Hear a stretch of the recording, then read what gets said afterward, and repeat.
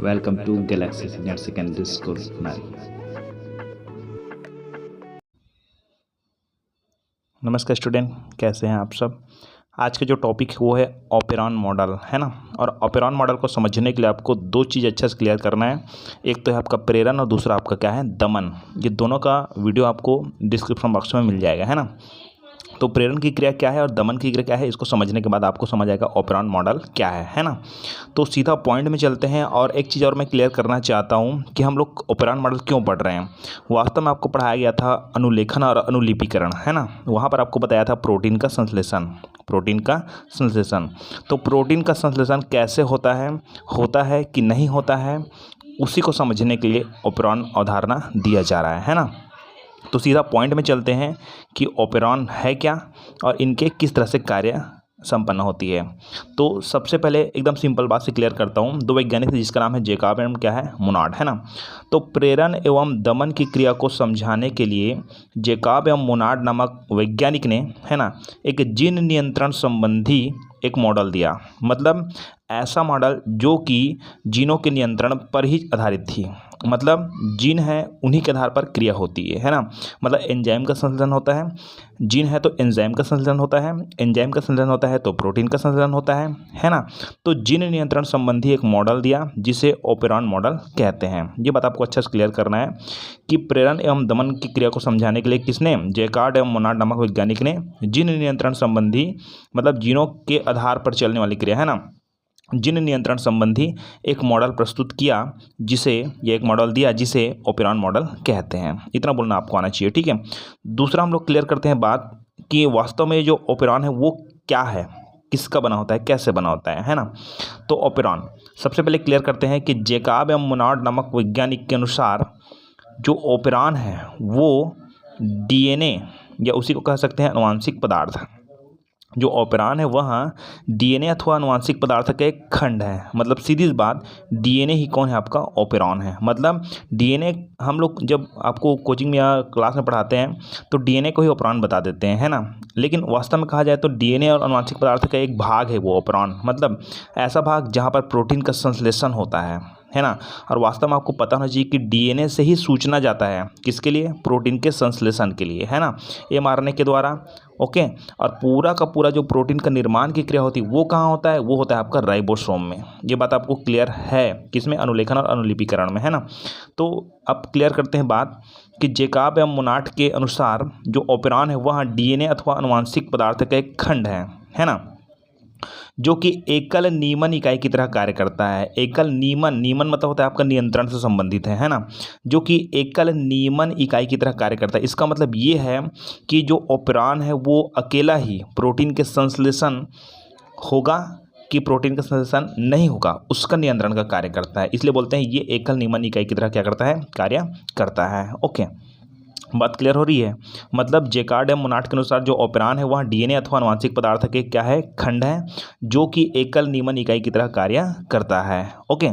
तथा regulator, promoter, operator और संरचनात्मक जीन्स का बना होता है। कौन बना होता है, ऑपेरॉन। कौन बना होता है, ऑपेरॉन। मतलब यहाँ पर मैं यहाँ पर ये ऑपेरॉन बनाता हूँ, ये ऑपेरॉन मॉडल मान लो जाए, है ना, ठीक है, मानने में किया जाता है ना। तो ये मान लो ऑपेरॉन मॉडल है। ओके। तो इस ऑपेरॉन मॉडल के आधार पर आपको ये क्लियर करना है कि ऑपेरॉन किन किन चीज़ों का बना होता है। तो यहाँ पर बोला गया है जो एकल नीमन इकाई की तरह कार्य करता है तथा रेगुलेटर, प्रोमोटर, ऑपरेटर और संरचनात्मक जीन का बना होता है। कौन बना होता है, ऑपेरॉन। तो यहाँ जो पहला जो खंड है ना, जो पहला खंड है उसको हम लोग मान लेते हैं कौन सा, रेगुलेटर जीन। दूसरा खंड को मान लेंगे हम लोग प्रोमोटर जीन। ये पहला रेगुलेटर, दूसरा क्या है प्रोमोटर, तीसरा क्या है आपका ऑपरेटर और चौथा क्या है आपका संरचनात्मक जीन्स वाला भाग। ये चार भाग है किसका, ऑपेरॉन का। ये बात तो क्लियर हो गई आपको।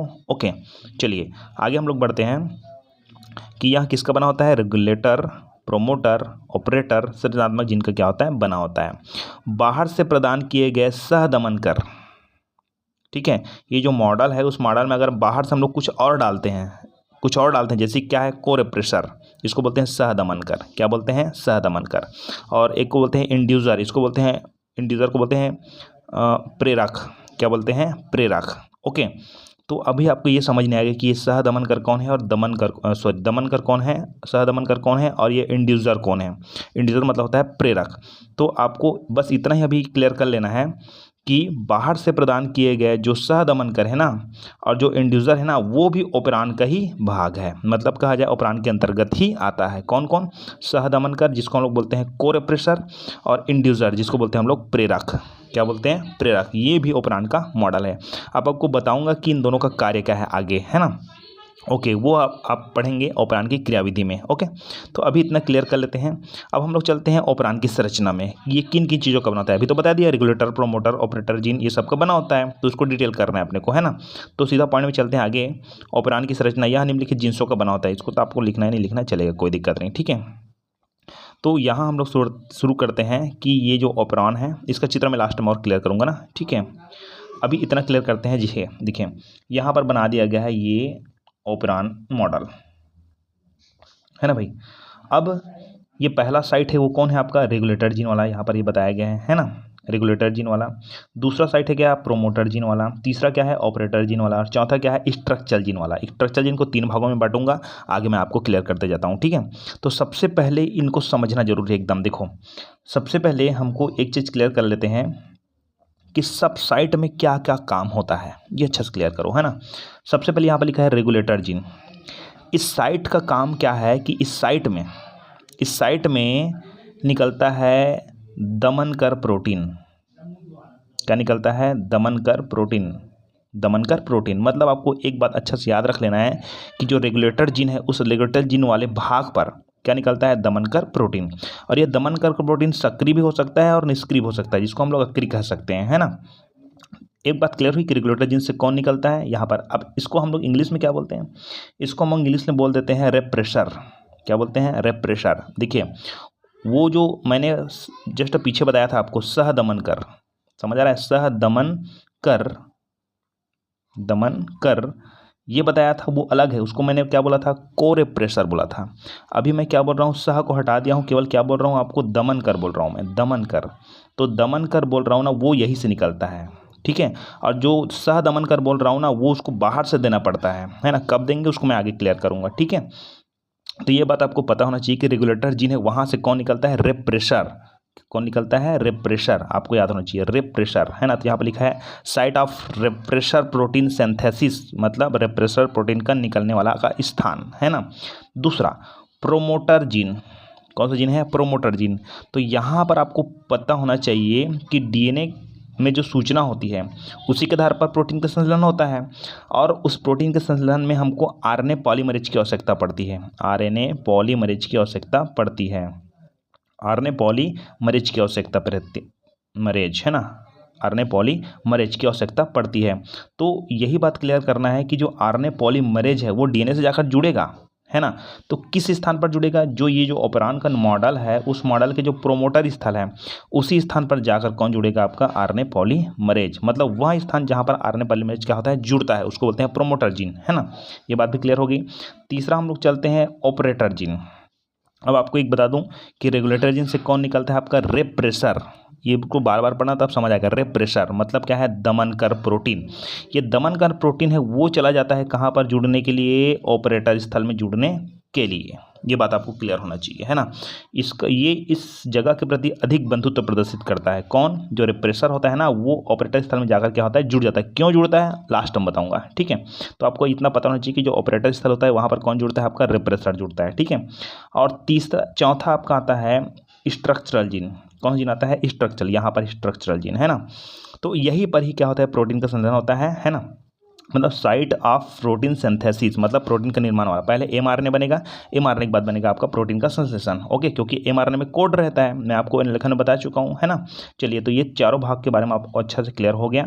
तो इन चारों भाग को समझने के बाद अब लास्ट में क्लियर करना चाहता हूँ कि हम लोग पढ़ क्या रहे हैं। देखो, सबसे पहले क्या होता है? जो रेगुलेटर जीन वहाँ से निकलता है रेप्रेशर। क्या निकलता है? रेप्रेशर।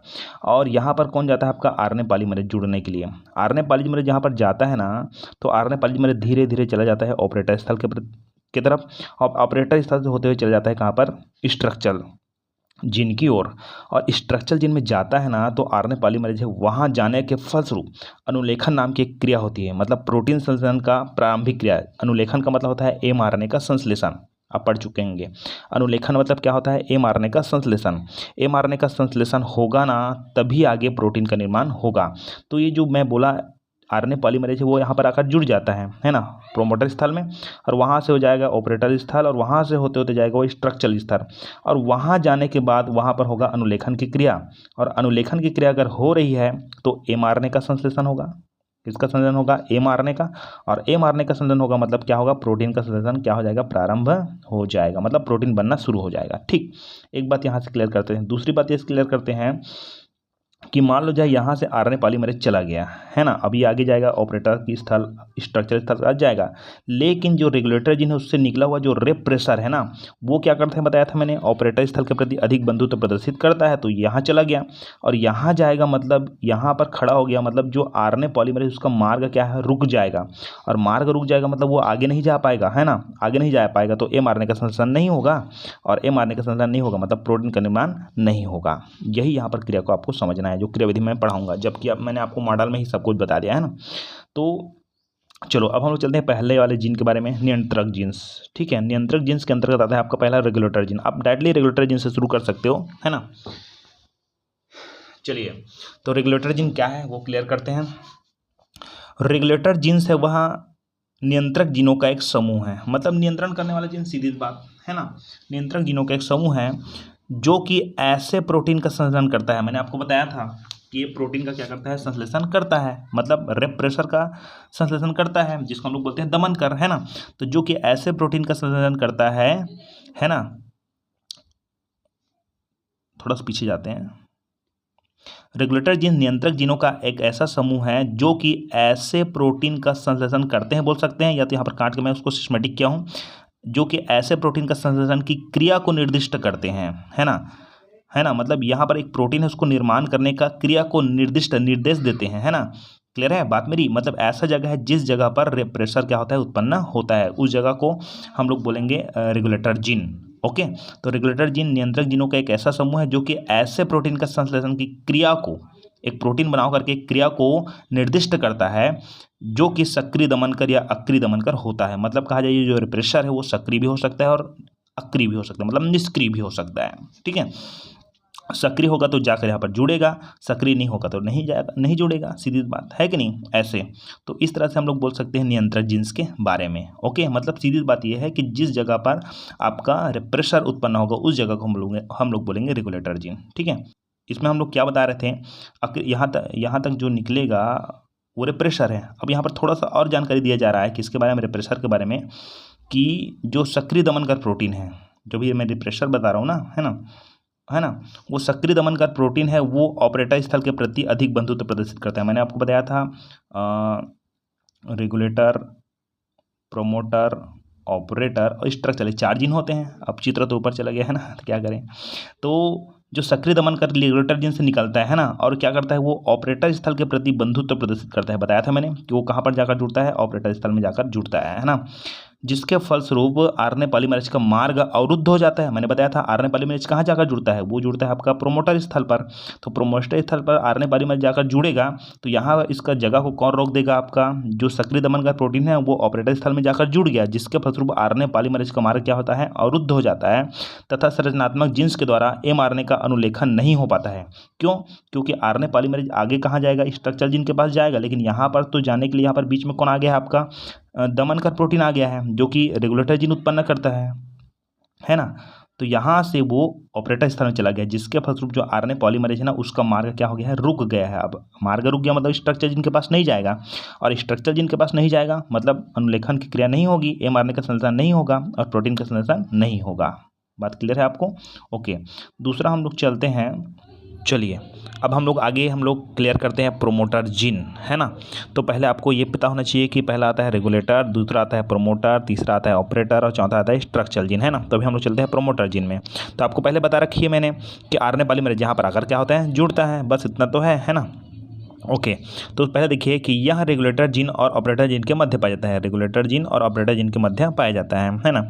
इसी स्थान पर आरएनए पॉलीमरेज जुड़ता है। तो आपको पहले बता दिया गया था, यहीं पर आकर कौन जुड़ता है आपका आरएनए पॉलीमरेज तथा संरचनात्मक जीन्स के अनुलेखन का समारंभन करता है। मतलब क्या होता है, स्ट्रक्चरल जीन है वो क्या करता है, वो अनुलेखन की क्रिया प्रारंभ करता है और अनुलेखन क्रिया के फलस्वरूप ही क्या बनता है आपका एमआरएनए बनता है। एमआरएनए बने का मतलब आगे प्रोटीन का संश्लेषण होगा, है ना। मतलब जब तक यहाँ पर आरएनए पॉलीमरेज नहीं जाएगा तब तक ये एक्टिव नहीं होगा। मतलब कहा जाए इसके जाने से ही आरएनए पॉलीमरेज पहले जुड़ेगा, जुड़ने के बाद आगे कहाँ जाएगा, स्ट्रक्चरल जीन के पास जाएगा, तब यहाँ पर कौन सी क्रिया होगी, अनुलेखन की क्रिया होगी। ओके मतलब सीधी बात यह है कि प्रोमोटर स्थल में कौन जुड़ना जरूरी है आपका, आरएनए पॉलीमरेज। ओके तो यह रेगुलेटर जीन और ऑपरेटर जीन के मध्य पाया जाता है। इसी स्थान पर आरएनए पॉलीमरेज जुड़ता है ना। रेगुलेटर प्रोमोटर ऑपरेटर और स्ट्रक्चर, तो यही स्थान पर जो प्रोमोटर स्थल है उस स्थान पर ही कौन जुड़ता है आपका आरएनए पॉलीमरेज, है ना। तथा संरचनात्मक जीन्स के अनुलेखन का समारंभन करता है। जब जुड़ गया तो आगे कहाँ जाएगा, स्ट्रक्चरल जीन के पास जाएगा। मतलब यहाँ जुड़ते ही आपको समझ आता है कि जो संरचनात्मक जीन है वो एक्टिव हो गया और वहाँ से अनुलेखन की क्रिया होने वाली है, अनुलेखन की क्रिया होती है वो समारंभन होने वाली है। ओके अब लास्ट हम बोलते हैं कि अतः डीएनए का वह भाग जो कि आरएनए पॉलीमरेज है उसके क्रियाशीलता पर नियंत्रण रखता है। मतलब ये वाला भाग है जो कि जिसमें कौन आकर जुड़ता है, आरएनए पॉलीमरेज। मतलब आपको ये बताना है कि जो आरएनए पॉलीमरेज है उनकी क्रियाशीलता का नियंत्रण का काम कौन सा भाग करता है, वो भाग करता है आपका प्रोमोटर जीन। ओके है ना। यहाँ बोलेंगे कि अतः डीएनए का वह भाग जो कि आरएनए पॉलीमरेज की क्रियाशीलता पर नियंत्रण का कार्य करता है वह एमआरएनए के संश्लेषण में सहायक होता है। क्यों? क्योंकि यहीं पर आकर आरएनए पॉलीमरेज जुड़ेगा तभी तो आगे वो स्ट्रक्चर जीन के पास जाएगा और एमआरएनए का क्या होगा, संश्लेषण होगा, है ना। तो प्रोटीन प्रोमोटर जीन कहलाता है। क्लियर। तो डीएनए का वह भाग जो कि आरएनए पॉलीमरेज की क्रियाशीलता पर नियंत्रण रखता है और एमआरएनए का संश्लेषण में सहायक होता है, प्रोमोटर जीन कहलाता है। ओके ये हो गया प्रोमोटर जीन, है ना। अब सीधा हम लोग पॉइंट चलते हैं तीसरा नंबर में, जिसमें हम चलते हैं ऑपरेटर जीन में, है ना। थोड़ा क्लियर करते हैं बात। और ऑपरेटर जीन में ऑपरेटर जीन सीधा हम लोग चलते हैं तीसरा नंबर में, है ना। रेगुलेटर हो गया, दूसरा प्रोमोटर भी हो गया और तीसरा चलेंगे अब ऑपरेटर स्थल, है ना।